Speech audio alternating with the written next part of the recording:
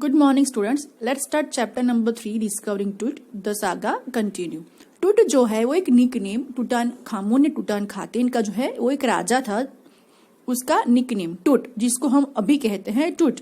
और the saga continues मतलब कोई जो स्टोरी होती है जो लंबे टाइम से चली आ रही है सुनने में या पढ़ने में, तो उसको कंटिन्यू सागा कंटिन्यू बोलते हैं। और उसको लिखा है A.R. विलियम्स ने। Okay, he was just a teenager when he died. तो यहाँ पे ये जो स्टोरी है, ये जो जिस राजा की है वो सिर्फ 11 साल की उम्र में किंग बन चुका था। ओके, सिर्फ 11 साल की उम्र में। और उसकी डेथ जो है वो भी बहुत जल्दी हो चुकी थी। जब वो सिर्फ टीनेजर मतलब 18-19 साल के आसपास का लड़का होगा तब उसकी डेथ हो चुकी थी।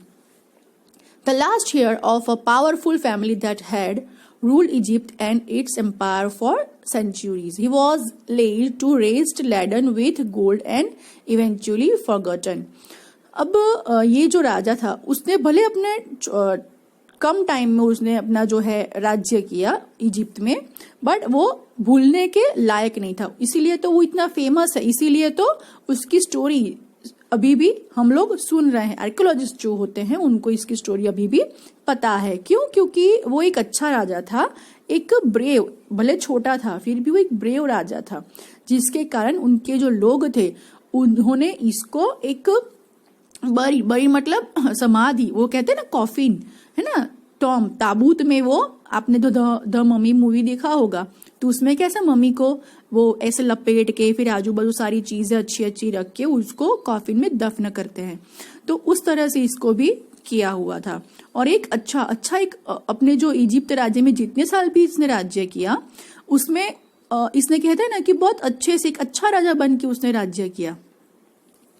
और वो शायद लास्ट एक कहते हैं ना कि लास्ट एक राजा था जिसको हम जो फेमस हुआ। Since the discovery of his tomb in 1922, the modern world has speculated about what happened to him, with murder being the most extreme possibility. अब 1922 में उसका जो टॉम कहते हैं ना, जिसके अंदर उसको दफन किया था, उसको खोला गया। क्यों? क्योंकि वो जानना चाहते थे। अब स्टोरी तो हमें पता थी, आर्कियोलॉजिस्ट जो होते हैं उनका काम ही यही होता है कि ऐसी पुरानी चीजें जो होती है उसके ऊपर स्टडी करे, उसके ऊपर एक्सपेरिमेंट करे, तो जिससे हमें पता चले कि क्या है एक्चुअली रियलिटी। तो क्या कहते कि उसकी टॉम को खोल के वो देखते क्या उसका मर्डर हुआ था या वो नेचुरली मरा था, किस तरीके का था। So now living his Tom for the first time in almost 80 years, Tut has undergone a CT scan that offers new clues about his life and death. अब 1922 में खोला गया, उसके बाद ऑलमोस्ट कहते हैं ना कि 80 years के बाद मतलब शायद 2005 के आसपास उसको फिर से खोला गया। किसके लिए?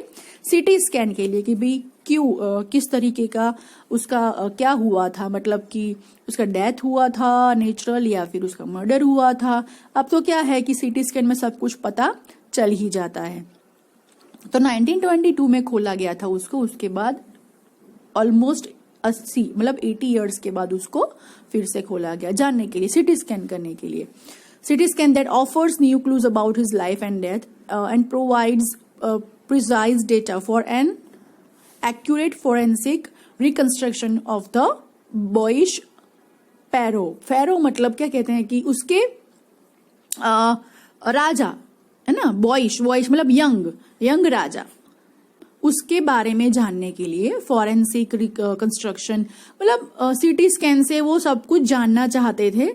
क्योंकि इसकी जो स्टोरी थी वो बहुत फेमस थी, क्योंकि इसने छोटी उम्र में राजा तो बना और राज्य भी बहुत अच्छे से किया। 11 साल का बच्चा क्या करेगा, उसको तो पता भी नहीं होता कि राज्य होता क्या है। फिर भी राजा बनने के बाद जो भी छोटी सी उम्र में वो जितना भी जिया बहुत अच्छे से उसने शासन किया। और वो कहते हैं ना वर्शिप, उसका जो पूर्वज थे मतलब एंशिएंट, जो पहले के जमाने में किसी ने मतलब क्या था कि उसके कोई पूर्वज थे, उन्होंने जो वहां के मंदिर थे सन एंड एयर मतलब वायु के जो देवता थे उनके मंदिर को शायद डिस्ट्रॉय किया था, तो इसने उसको वर्शिप मतलब अच्छे से फिर से उसको बनाया था, इसलिए उसका नाम हो गया था।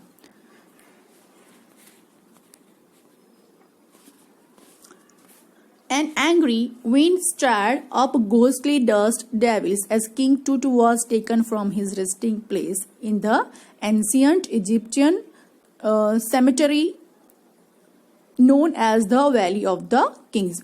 Dark belied clouds had scudded across, अब इसको स्कड भी बोल सकते हैं, scud across the desert sky all day and now were veiling the stars in Aztec grey.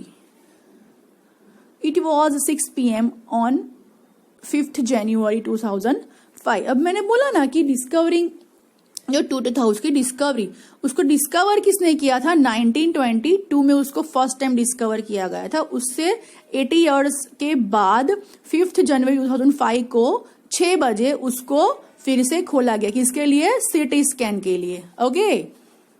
The world's most famous mummy glided head first into a CT scanner brought here to probe the lingering medical mysteries of this little understood young ruler who died more than 3,300 years ago.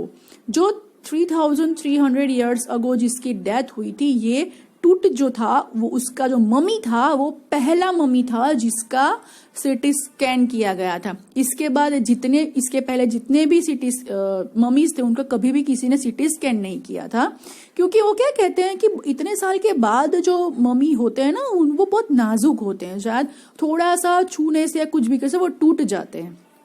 तो ये पहला mummy था जिसका CT scan हुआ था 2005 5th जनवरी 2005 को. All afternoon the usual line of tourists from around the world had descended into the cramped rock-cut tomb some 26 feet underground to pay their respects. अब इसको तो दफनाया गया था, इसको जो बरी किया गया था वो कैसे किया गया था? 26 फीट अंडर. उनके जो लोग थे, तो राजा को 3 लेयर्स कॉफिन में 3 लेयर्स गोल्ड कॉफिन में उनको दफनाया गया था और मम्मी की तरह उनको बांध के फिर अंदर कॉफिन में डाल के उसको 26 फीट अंडरग्राउंड में उनको दफनाया गया था. और आजू बाजू क्या थी?